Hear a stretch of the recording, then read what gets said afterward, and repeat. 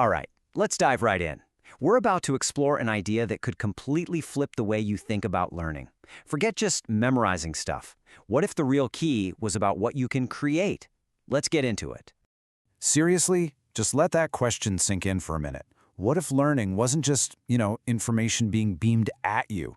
What if it was your chance to actually generate something totally new, to invent, to build, to connect dots that nobody else has seen? I mean, that's a total game changer, right? And look, this isn't just some feel-good sentiment. The research we're drawing from for this explainer points to a pretty profound truth. Creativity isn't for the chosen few. It's not some rare talent. It's literally hardwired into our DNA. We are all born creators. But there's a problem, right? You can feel that disconnect. We have this amazing innate ability to invent, but so often our education systems push us towards conformity. It's all about finding the one right answer, following the rules, and that can really start to silence that creative voice inside all of us. Okay, so let's start with the big why.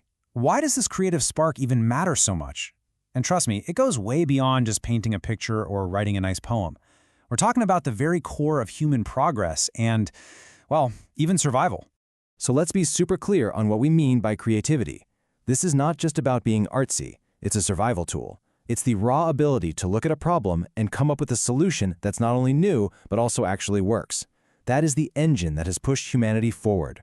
And I mean, just look at this timeline. It tells the whole story. Think about it. Agriculture, the wheel, writing, the printing press. None of these were accidents. Every single one was a massive creative leap. The ability to imagine something that wasn't there before. That's our superpower. All right, so we've established it's a really big deal. But how does it actually work? Is it just magic? Well, in this next part, we're going to pull back the curtain, and you'll see that the creative process is actually a lot less mysterious than you probably think. This right here, this is probably the biggest mindset shift you can make. You gotta ditch the idea that creativity is some kind of magical lightning bolt that just strikes out of nowhere. It's not. It's more like a muscle. And like any muscle, it's something you can understand, you can train, and you can definitely get stronger at. So there was this researcher, Graham Wallace, who actually mapped this whole thing out about a century ago. He broke it down into 4 stages. First, preparation. You just dive in and soak up all the info you can. Then comes incubation. You step away and just let your brain kind of chew on it in the background. Then, bam, illumination. That's your aha moment. And finally, verification, where you actually test out the idea and polish it up. See? It's not chaos, it's a process. Okay, but here's the really cool part. You don't just have to sit around and wait for that aha moment to happen. You can actually trigger it. You can kickstart the process using these little mental shortcuts or heuristics. They're basically brain hacks designed to snap you out of your old thinking patterns. So here are 3 really simple ones you can try. First, do the opposite. If you always start your day with email, try starting with your most creative task. Second, reverse the order.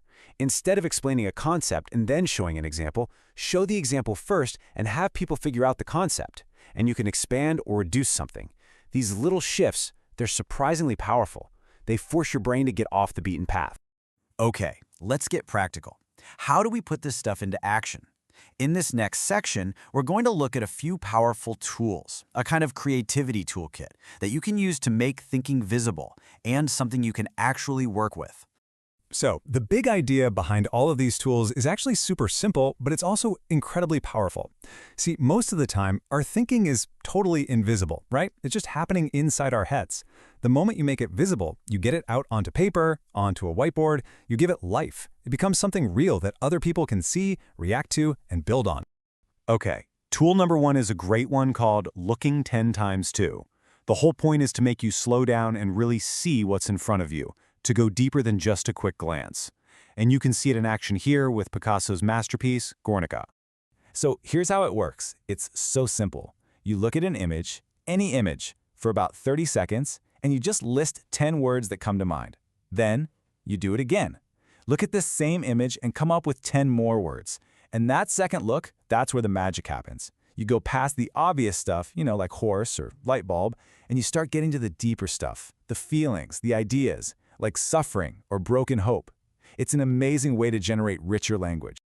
All right, next up in the toolkit, color, symbol, image.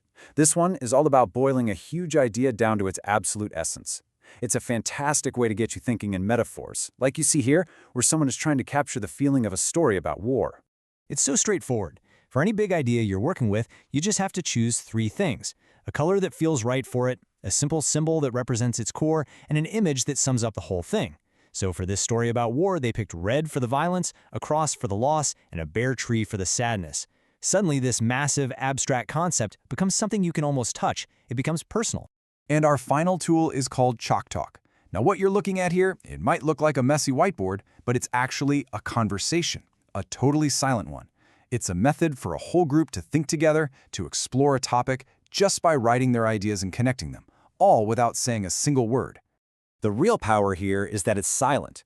You start with a big question in the middle of the page. Everyone writes their own thoughts. Then, you walk around the room and you add to what other people have written. You draw lines, you ask questions, you make connections. What happens is incredible. It gives everyone an equal voice. The loudest person in the room doesn't dominate the conversation. Every idea gets seen. Okay, so we've got the why and we've got the how. We have the theory and we have the tools. But what's the end game? What's the big payoff for all of this? Well, in this final part, we're going to see how this whole creative approach can actually change the entire goal of what it means to learn. This quote right here, this is everything. It's about a fundamental shift in how we see people who are learning. Instead of looking at a learner and seeing all the things they don't know yet, all their deficiencies, you start to see them as someone who is becoming more and more successful. You see their potential, not their gaps. You're not focused on what they can't do. You're celebrating what they can do and what they're becoming. And the results of that shift are huge. I mean, when you empower people to be creative, their confidence just skyrockets. The learning suddenly becomes theirs. It becomes personal, which means it actually sticks in their brain. But honestly, the ultimate goal is even bigger. We're not just helping them pass a test. We're helping them build the #1 skill they'll need for the rest of their lives: how to solve problems creatively. So if there's one thing to take away from all this, it's this. Creativity isn't just an add-on. It's not the fun little activity you do on a Friday afternoon if you have time. It is the engine. It's the very thing that makes learning deep, makes it meaningful, and makes it stick. So I'll leave you with this question. Now that you've seen these ideas, these tools, what are you going to do with them? How are you going to intentionally unlock creativity, whether it's in the way you learn, the way you teach, or the way you work? Because that potential, it's in all of us. It's just waiting for you to turn the key.